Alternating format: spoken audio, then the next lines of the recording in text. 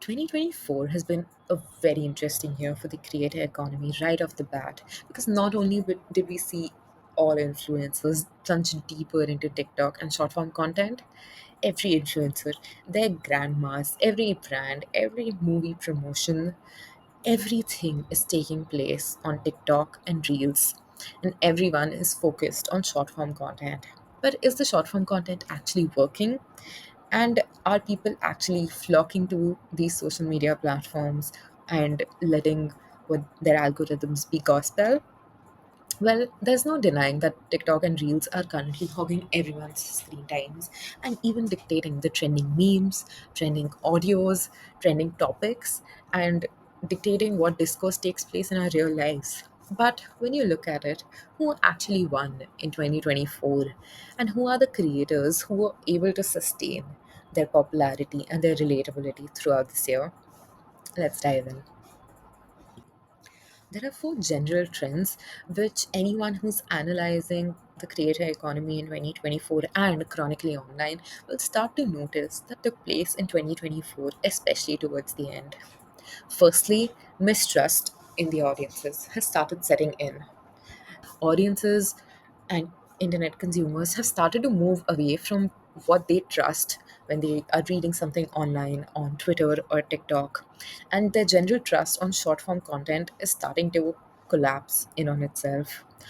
The It Ends With a Scandal was a big reminder that not everything you read is true, and it showed everyone how much PR agencies and people with power are manipulating media constantly and consistently.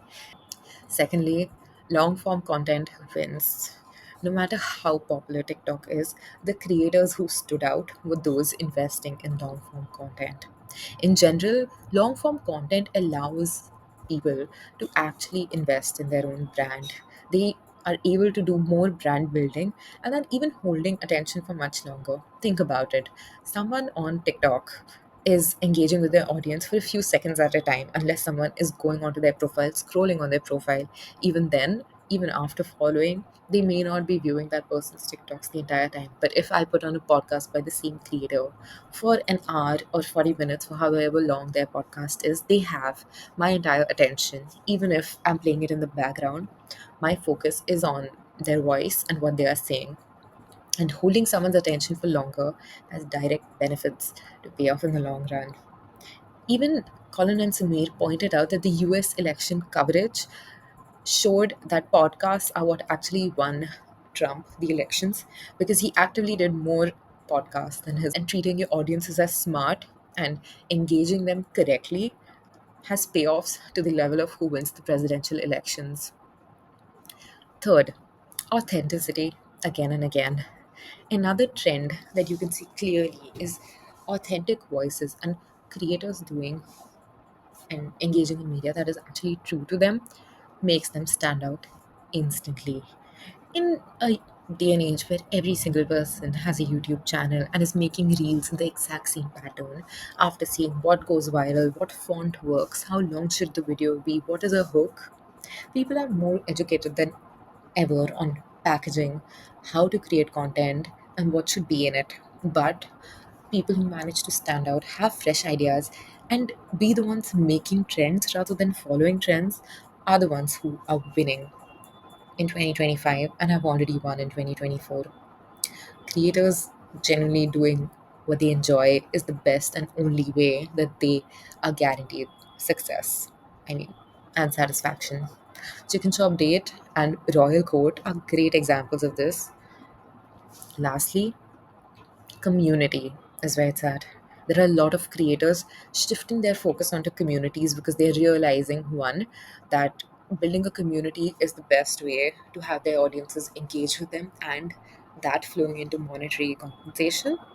But also, by having the attention of your audience, you are able to get the opportunities to create content you actually want to create. And platforms such as TikTok and even YouTube, in the end, have a lot of control over which one of your content works based on what your thumbnails are, what your titles are. But to be able to actually express themselves creatively and put out their best works, they need to go away from what is working and what is trending on these platforms and what is driven by algorithms, and hone in on their community and people who will guaranteed watch their creative works.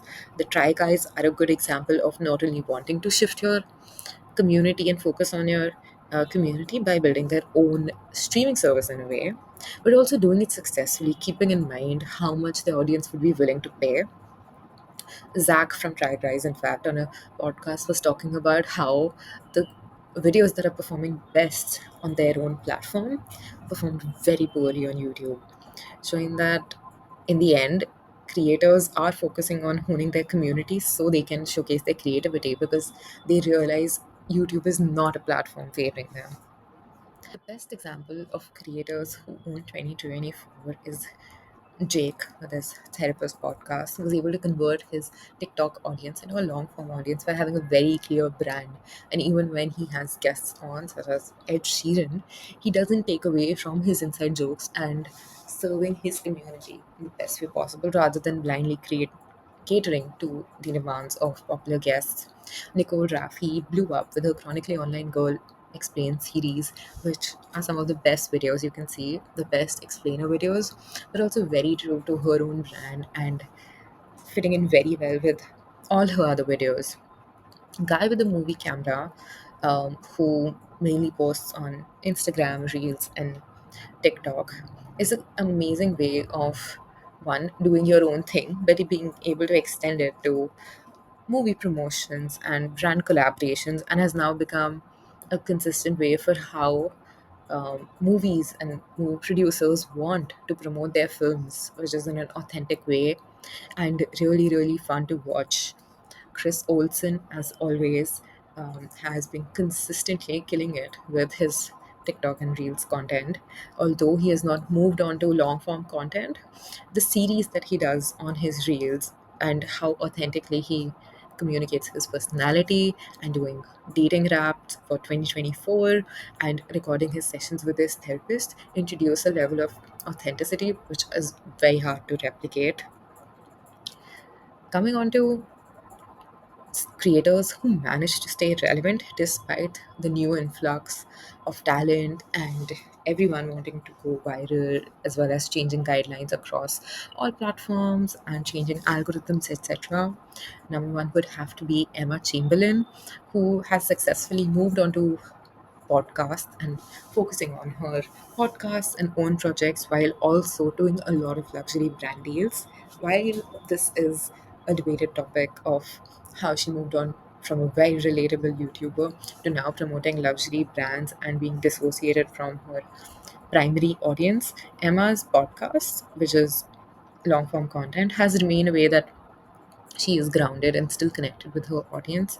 And she has successfully um, carried over her audience across projects to the extent where Vogue has appreciated and brought her on for work. Mr. Beast, no matter what my opinion is of him, has been able to insanely and exponentially grow his own business by moving on to festivals and lunchlies, I believe they are called, as well as Beast Games, allowing him to move across platforms to grow the scale of the business that he was doing. The Try Guys with their prescription model service that I briefly discussed before, Blog Lattes with her fashion line, moving from making workout videos to very popular athleisure wear that is now the focus of the content that she creates and is packaged so beautifully that she's able to engage her audience, get their opinions, and create a circular way of creating content and products that keeps feeding back into her business and seems insane to keep up with.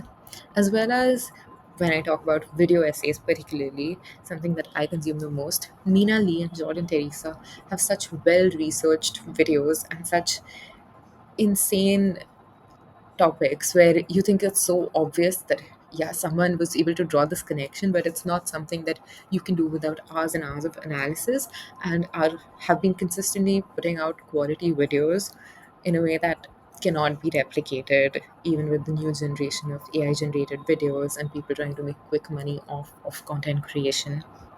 Now, keeping this in mind, when you look at the trends for 2025, my personal prediction, and I feel like the most obvious thing would be that influencers who start moving towards brand building and completely focusing on making content that is authentic, real, and stands out are the influencers who will ultimately win 2025.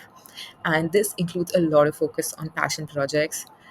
We we as an audience end up, you know, going towards creators such as Casey Neistat and Elle Mills, who are just pursuing their passion projects, and you can see this through. There is no inauthenticity coming in at any point in your viewing experience.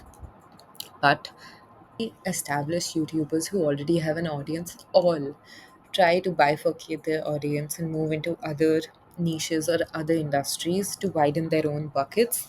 And because it's probably setting in at this point how unreliable just solely relying on YouTube or not sponsor, but Instagram income can be. Internet analysis, next huge creator, superstars, influencers won't be those just picked by their audiences. They will be people picked by the industry who are good fits for brands and have a winning appeal. And Emma Chamberlain, who was seemed to have been handpicked by Anna Wintour and Vogue, and now by a lot of luxury brands have followed and seen like, yes, this girl has potential, and given her those opportunities came from her winning appeal and the brand that Emma had built for herself. Other creators who are able to stand out and have a winning appeal that can be applied to different brands are the ones who will win, because brands are soon realizing that a lot of movie stars and even influencers don't fit into the luxury image that they want to create and don't have the level of relatability or charisma that is needed to fit in with their brands. And let's be real, the industry and brands themselves are not going to change themselves. Of course, a few internet companies would still love influencers and benefit off greatly with influencers, but larger corporations will still look for authentic creators. And I feel like the self selection, or at least the industry selection, is going to make a big difference on which creators are the most visible in 2025.